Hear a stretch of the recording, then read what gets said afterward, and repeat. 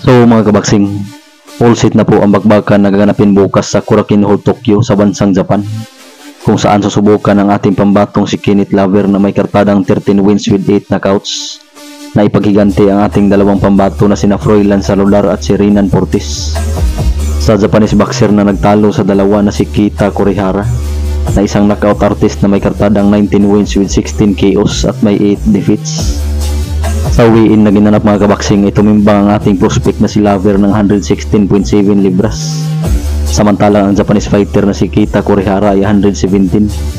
Ang kanilang bakbakan ay para sa Oriental and Pacific Boxing Federation o OPBF Bantamweight title. Samantalang matapos mag-anunsyo mga kabaksing si Terence Bud Crawford na hindi na siya babalik pa sa Super Welterweight Division at kanya nang bibitawan ng kanyang WBO Interim World Super Welterweight title, ay agarang ginawang mandatory challenger ng World Boxing Organization o WBO mga kabaksing ang undefeated Puerto Rican fighter na si Sander Sayas sa kakapanalo at kakadipinsa pa lamang kanina sa kanyang Unified Super Welterweight titles na si Sebastian Fundora. So maybe ito ang susunod na laban ni Fundora mga kabaksing, ang pagkikipagtuos sa kanyang new WBO mandatory challenger na si Sayas, or otherwise kung hindi na sasagupain si Sayas ay matatanggalan siya ng kanyang titulo.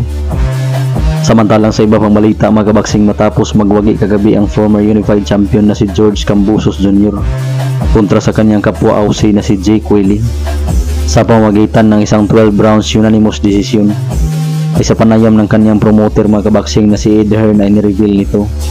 nakasado na raw po ang susunod na laban ni Kambusos, kung saan makasabak na ito sa isang titulo kontra sa IBF Super Welterweight World Champion na si Richardson Hitchens. Nagaganapin raw ito mga kabaksing ngayong darating na June 21st sa bansang Amerika. Sa kabilang balita mga kabaksing, ay kasado na po ang laban ni Jai Opitaya, kung saan kanyang didipinsahan ng kanyang IBF World Cruiserweight title kontra sa Italian undefeated fighter na si Claudio Sco ngayong darating na May 13, kung saan gaganapin ang nasabing bakbakan mga kabaksing sa balwarte mismo ng kampiyon na si Opitaya sa Gold Coast sa bansang Australia.